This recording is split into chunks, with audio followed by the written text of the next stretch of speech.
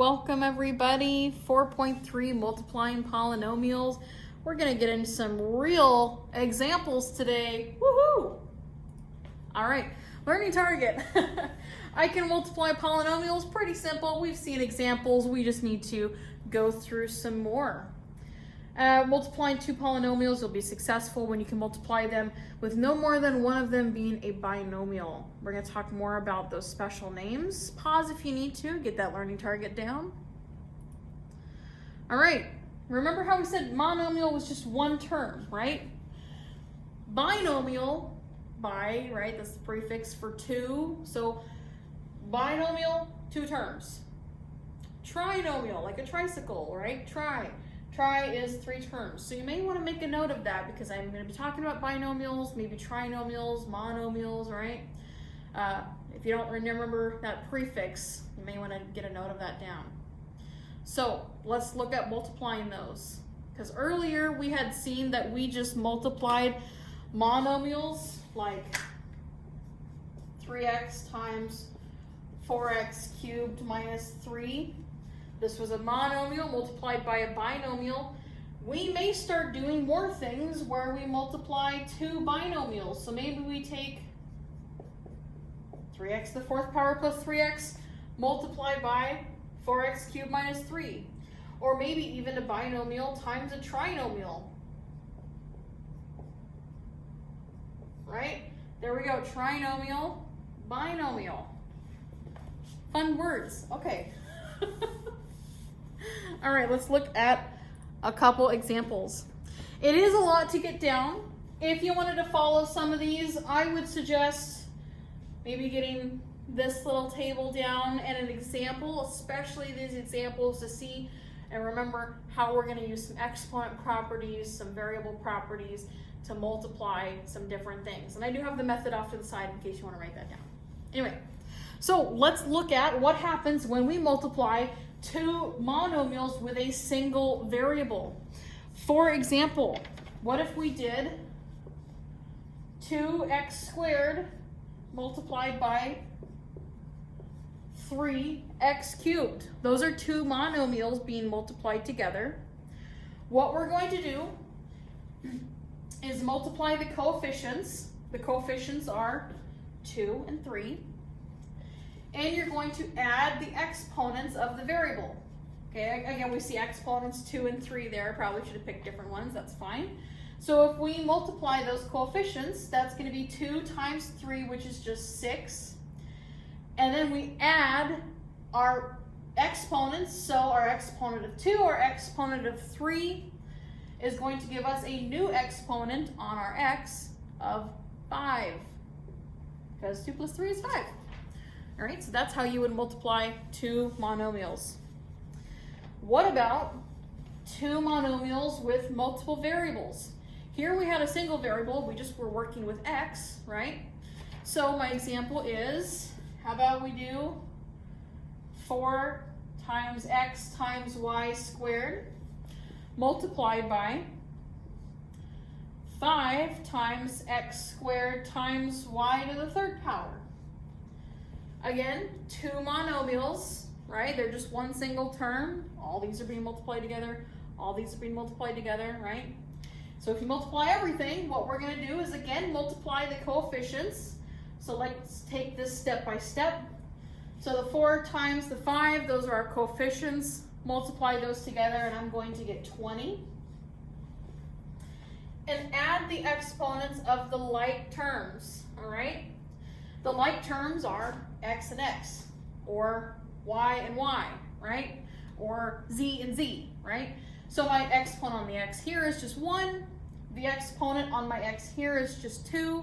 So adding those together gives me x to the third power.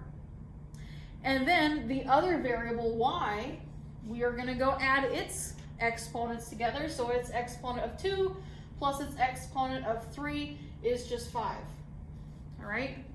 Again, this is just exponent rules. You probably did these back in like 8th grade, hopefully. When you multiply variables, so maybe you have like 8 to the 5th power multiplied by 8 to the 7th power, you just add the exponents together. So a to the power of 13, right? That's really what we're doing behind the scenes. Okay. The last one here is, what about two binomials? And my example is going to be, let's see, x plus 2 times x plus 4. Those are two binomials.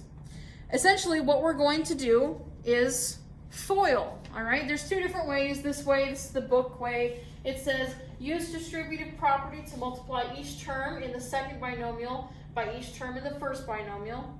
So what that would look like would be x, here's the first term in my first binomial, x times x plus 4 plus 2 times x plus 4. All right, so that's what we mean by distributive property with those terms. And then you can just multiply that through, so x times x is x squared. X times 4 is 4x, plus 2 times x is 2x. 2 times 4 is 8. And then finally, just combine your like terms there, so I've got 4x and 2x. Add those together is 6x. Hopefully you can see okay, that says x squared plus 6x plus 8. All right? So technically that's what we're doing. Hopefully nothing new. Or you could just FOIL. So, and we've done this before. All right, if you just FOILed this, FOIL means first, outside, inside, last. Wow, I really messed up that little poem there. But if we did our first terms, so the x and the x, those are the first terms in both binomials. X times x is x squared. The outside terms, so x and 4, they're the ones that are on the outside.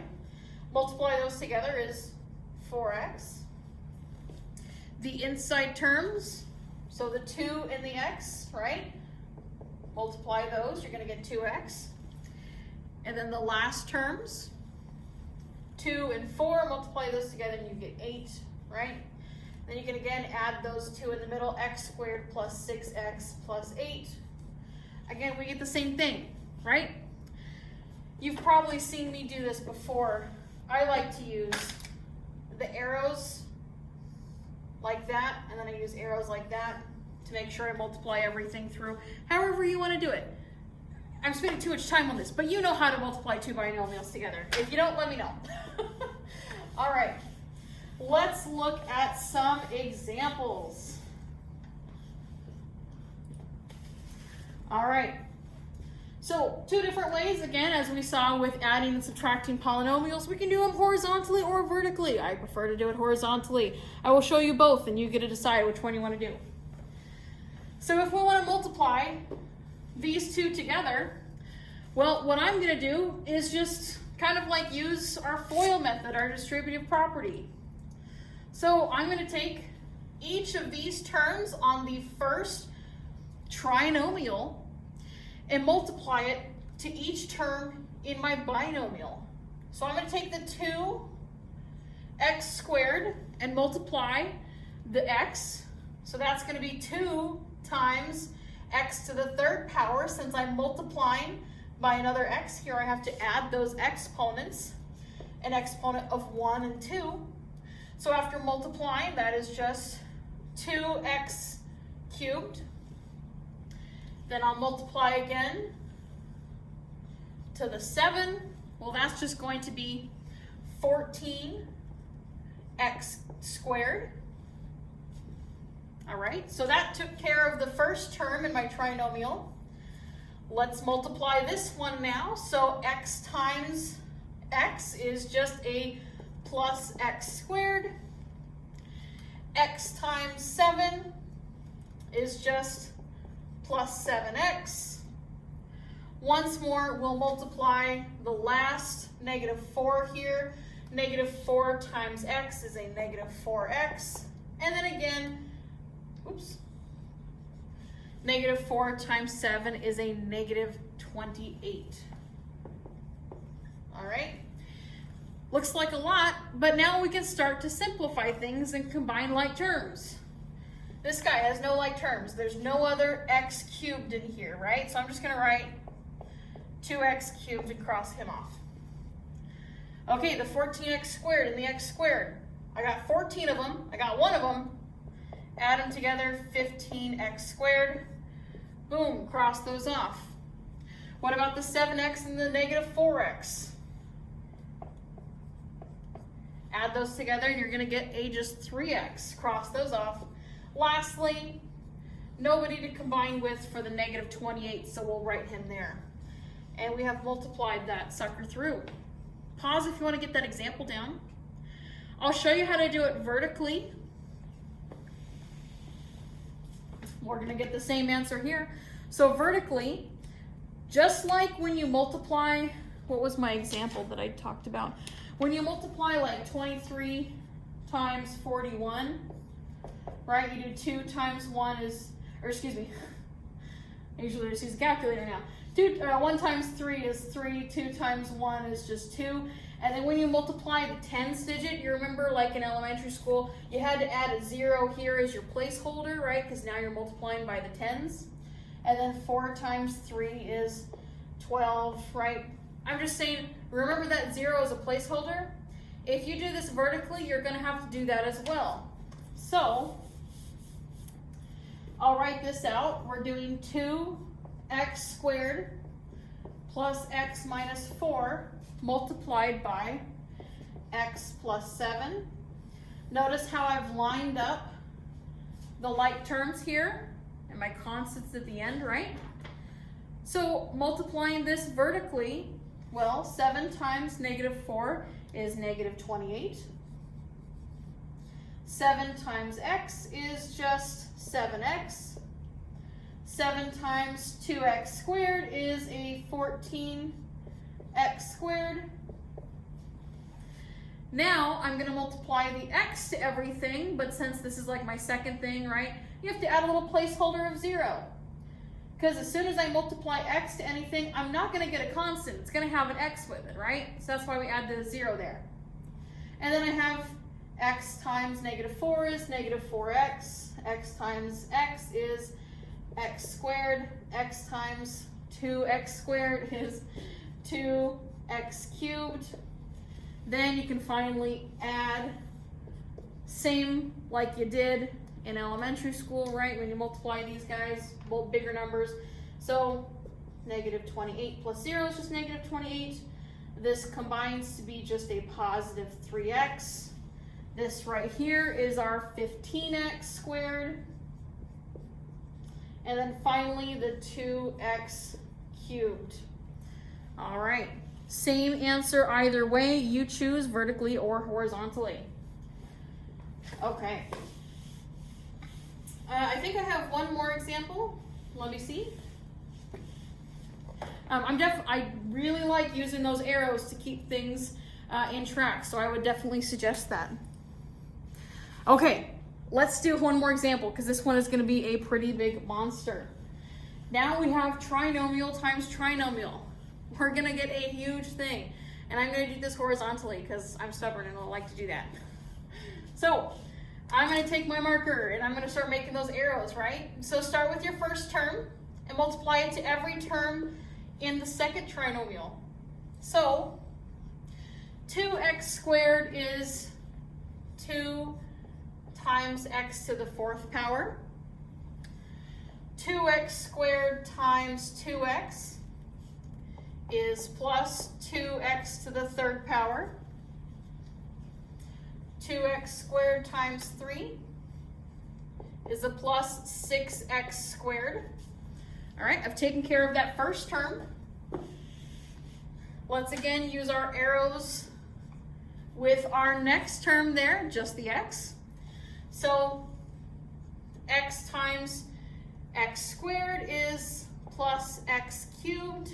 X times 2x is a plus 2x squared. Catch me if I'm making any mistakes. So that was that one there. Yep, 2x squared. And then x times 3 is just a 3x. Almost done.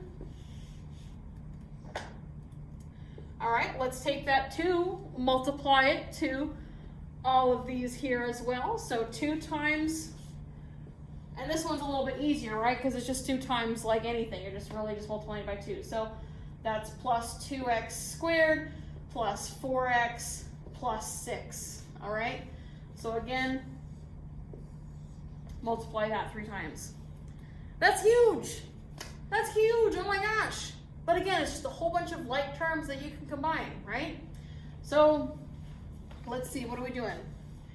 There's no other x to the 4th power terms. So I'm just going to say 2x to the 4th power. We'll cross that off. All right. 2x to the 3rd power. There's another x to the 3rd power. Nothing else, so I'm just going to combine those.